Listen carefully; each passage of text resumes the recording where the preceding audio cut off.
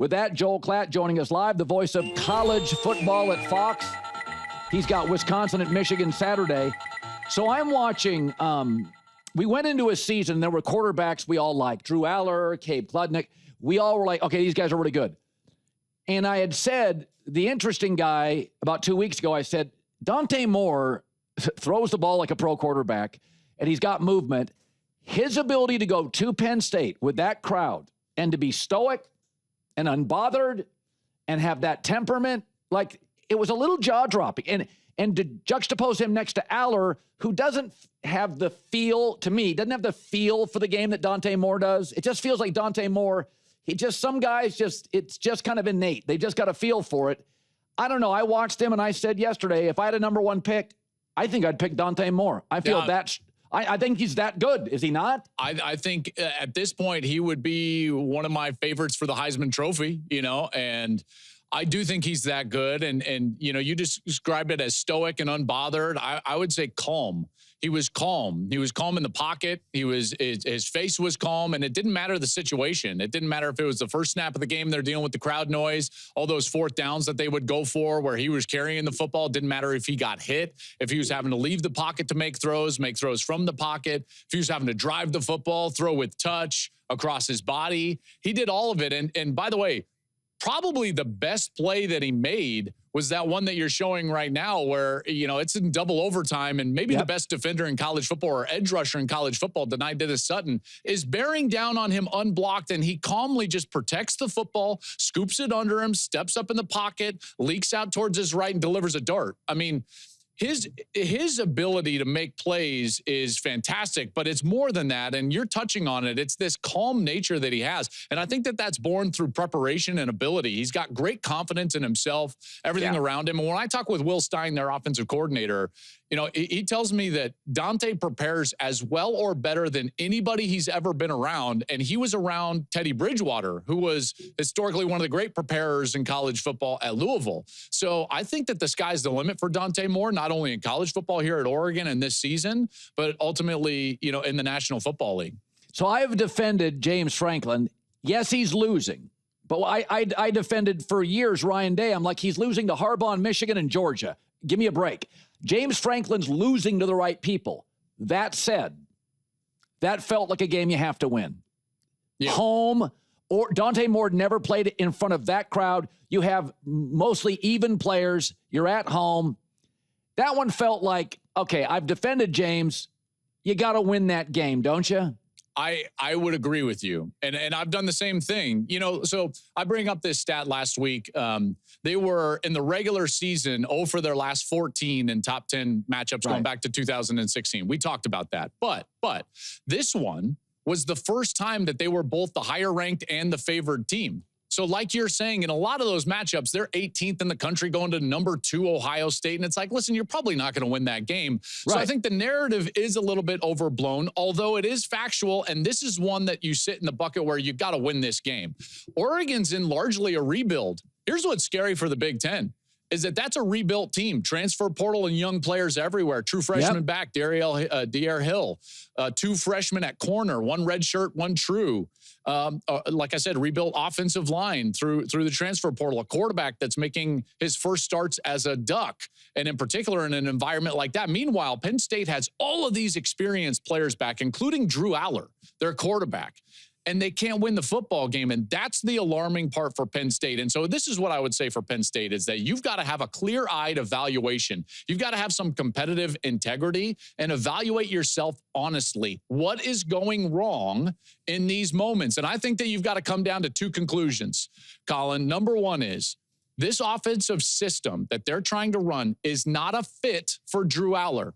And unless you're going to change the quarterback, you better change the offensive system, or at least how you go about it philosophically. He is not an RPO quarterback that wants to be a point guard, fast hands, fast feet type of guy, and yet that's the offense that they try to run.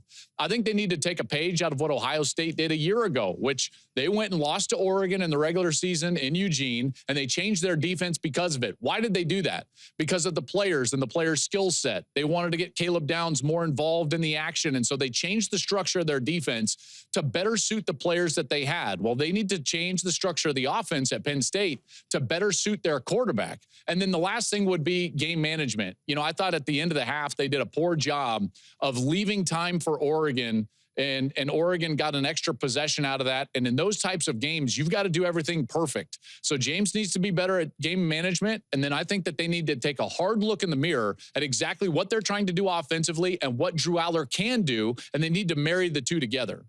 Okay, I don't think anybody's going to beat Ohio State because I think they're going to struggle to score. Last year, I felt like Ohio State, between the receiving core, the quarterback play, stud running backs who were both doing well in the NFL, I thought they just had too much offensive firepower, as Oregon found out the first game and the second. The second one, Oregon couldn't keep up offensively.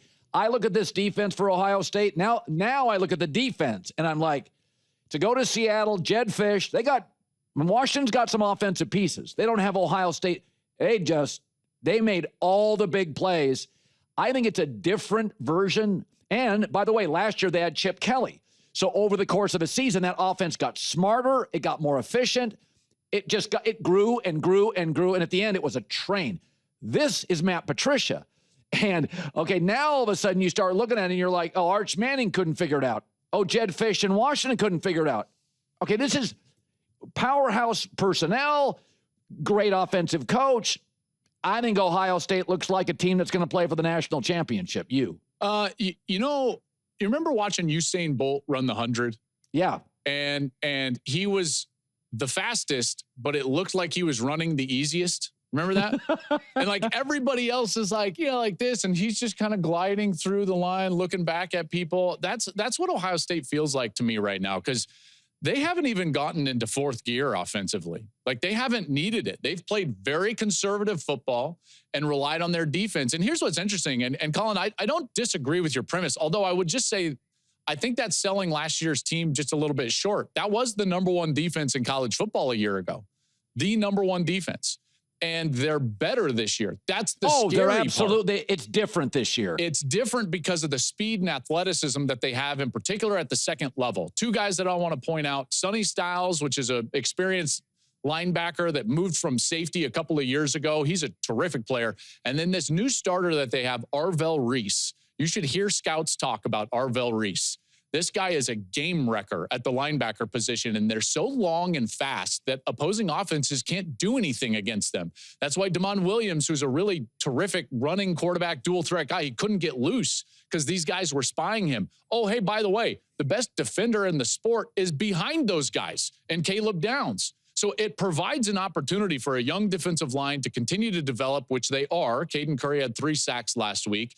And that's what makes them such a dangerous team and why the offense has just been gliding along. Second gear, third gear. We haven't even seen the best from Julian Sayin and Jeremiah Smith. And they're just developing themselves into a team. And that's what worries me for the rest of college football, is the team that looks like they're running the easiest is actually running the fastest right now. So I went to the USC game, and my takeaway, people were banging on Lincoln Riley because they scored too fast in the end. And my takeaway is, when you're on the road with 20-year-old kids and you can score a touchdown, their offensive line was missing their left tackle. I would disagree with that. You think they should have played around and gotten cute? Well, no, they didn't need to play around and get cute. They just needed to keep the integrity of the drive that they were on. So they got the ball down 6. So they're down 14. They go down and score and go for 2. Okay, great. All right. The analytics tell them to go for 2. They get it. So now they're down 6, and an extra point's going to win the game if they can put the ball in the end zone. And I will give you this. You have to score. And I understand that. And you'll take a score whenever you get it. However, the drive, as it was constructed, the philosophy of that drive, they got the ball with around 4 minutes to go, and they wanted to make it the last drive. That's how they executed. That was the philosophy of the drive, the integrity of the drive, up until the point where they're just inside of the red zone, and now there's just inside of 2 minutes. They have bled all of that time. They're running the football well. They're throwing some screen routes. They're moving the ball. Illinois still has all 3 timeouts left. There's about 1:55, and all of a sudden on first down, you take a shot to the end zone like out of the blue? No. You keep the integrity of the drive. That doesn't mean that you're messing around. It doesn't mean that you're trying to drain the clock. It just means that you're in the philosophy of how you're moving the football. If they hand the football off once, great. Twice, even better. You're draining the timeouts. You're draining the clock. And then you can still get a first down in that moment, which would have been just inside of the 6-yard line, and you can still score. So my criticism was just that at first down was not the time to take a shot. If you want to take a shot on third down right there, I would be fine with that. But again, stay in the integrity of the philosophy that you had from the beginning of the drive. Yeah, J-Mac texted me after the touchdown. He goes, "Ooh, good win for USC." And I said, Illinois has a great kicker. They scored way too fast, and their defense looks fatigued. They can't get a pass rush. Now, I turned to Gus right after the touchdown, and I said, Illinois wins. Right after the USC touchdown. As soon as that they took a shot and he caught that ball, Brett Bielema must have been thrilled on the sideline. I know that sounds wild.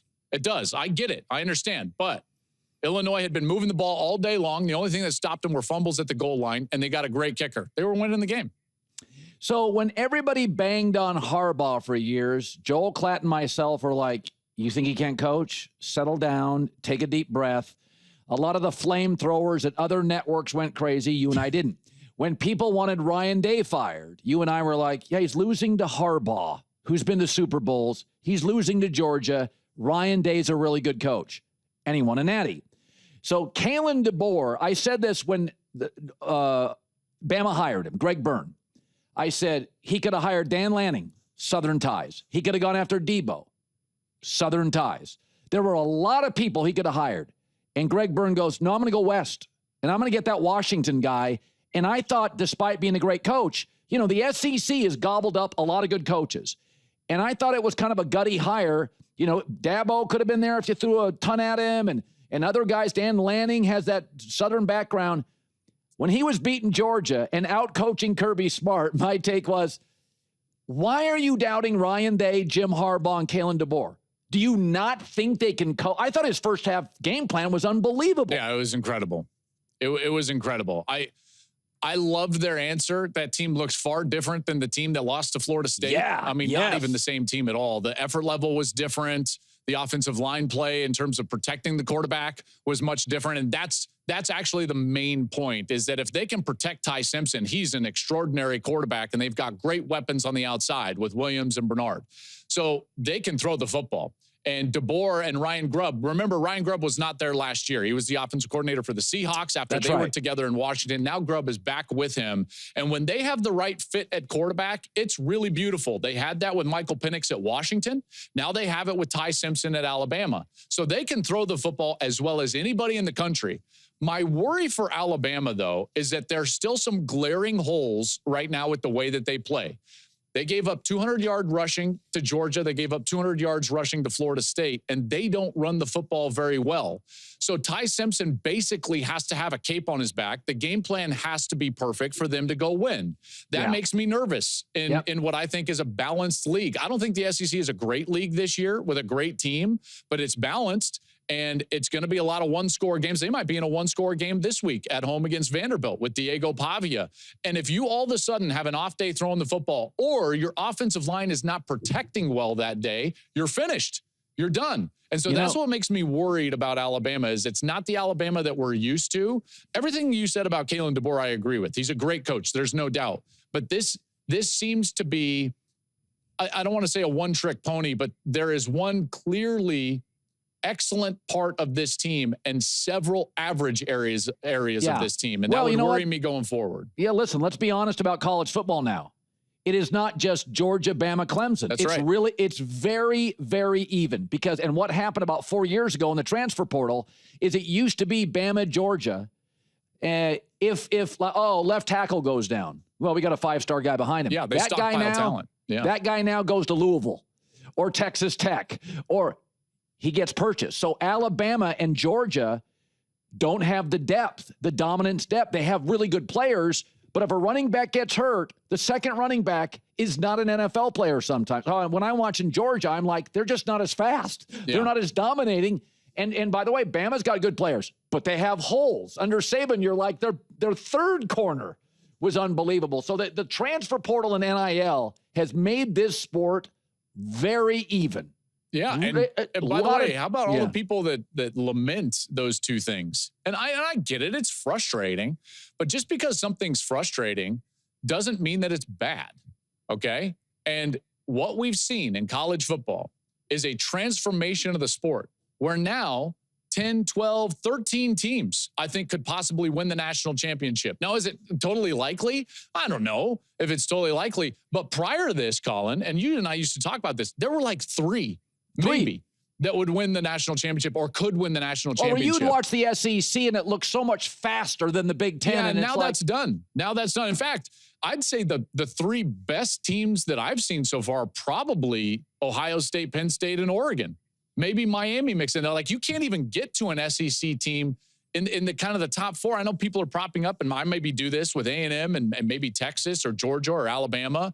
But the elite teams in college football no longer rest in the SEC. The top of the sport now rests in the Big Ten. And it's just true.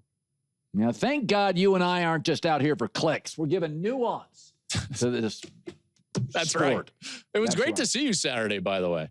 It was. You know what? Somebody said, do you want to go see Gus and Joel Klatt? And I said, you know what?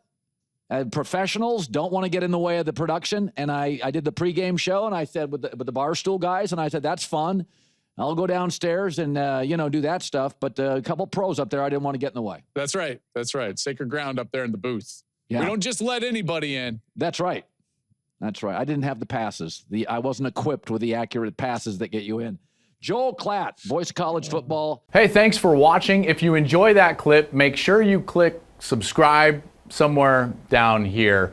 From game highlights to exclusive interviews and rankings, we've got everything you need as a college football fan right here, College Football on Fox.